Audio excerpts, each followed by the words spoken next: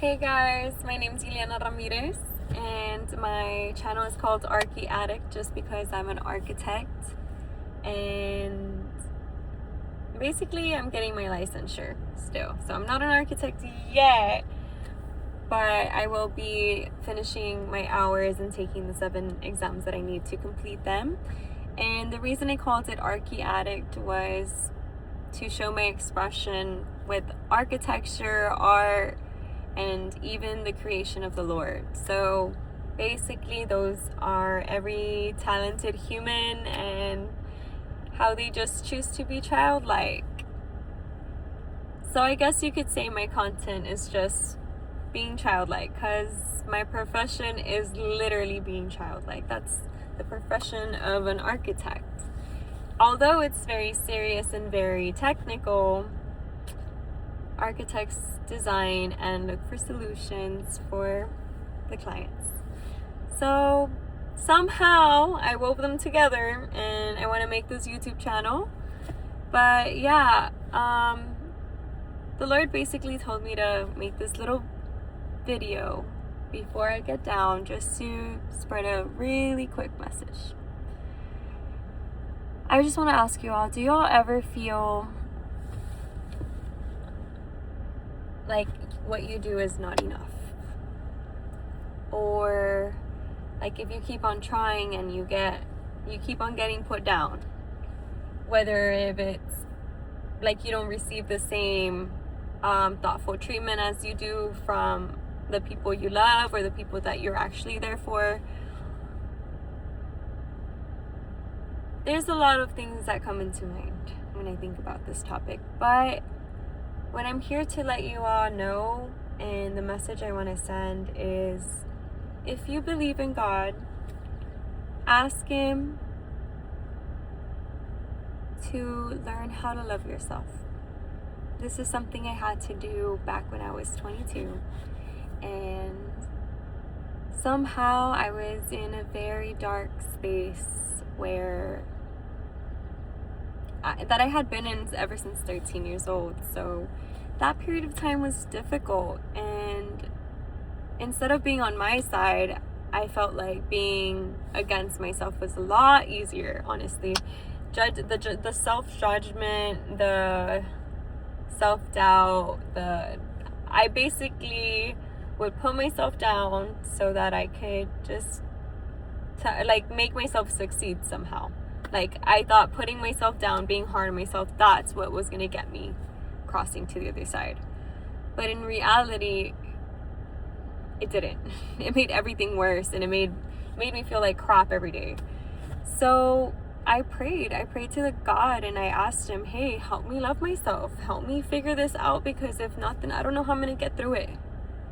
I don't know how I'm going to get through this world not being able to love myself. So, and little did I know that was a problem. I didn't. I just knew that, wow, I knew that I wasn't okay being by myself. And I was okay being by myself, but I wasn't okay being myself. And I kept on letting people down, and then I would blame myself. So it was just this constant cycle.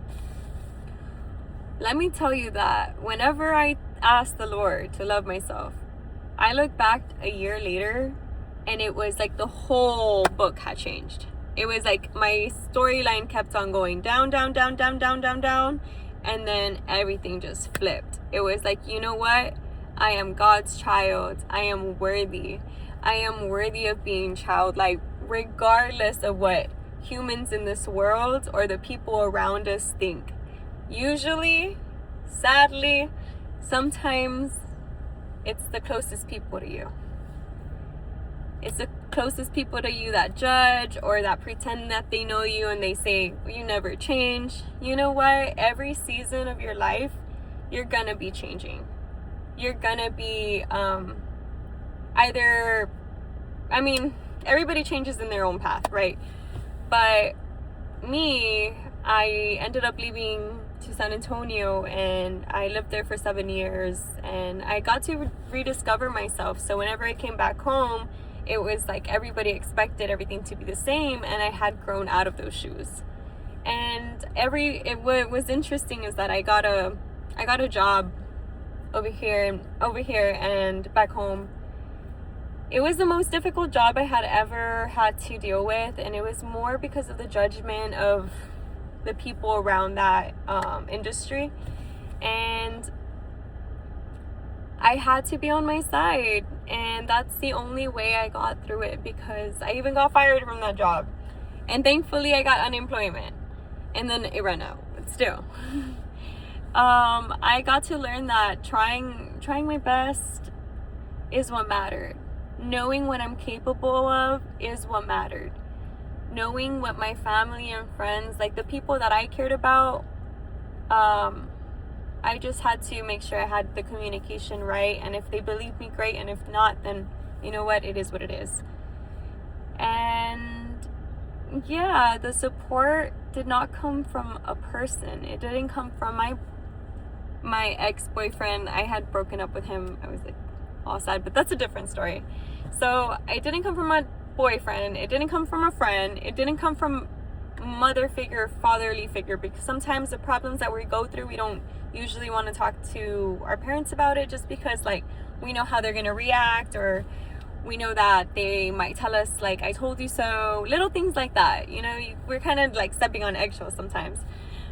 But I definitely found the strength to be on my side, to get closer to God. And every single problem that I always go, every obstacle, I'm like, you know what? Maybe I cannot trust others, but you know what? I can trust myself. I can trust myself to take it calmly, to just analyze the steps and go through with them. Because sometimes we put our feelings first and we start panicking, we get anxiety, we start running away, and then we do self-doubt. We're like, oh, why didn't I do this? Why didn't I do that? This could have gone this way. All of that cancels out when you know you are the child of God, and you know that God is in control of every single moment of your life. And yes, our decisions can lead us a different direction. Like, it happens a lot. But know that God's always going to be there to catch you and turn every situation around for the better good of you. And just trust yourself. That's all I ask. Be on your side. Don't give yourself a harder time, because you deserve it. You have one lifetime to live. Only one. Make sure you live it right. We got homework. Okay?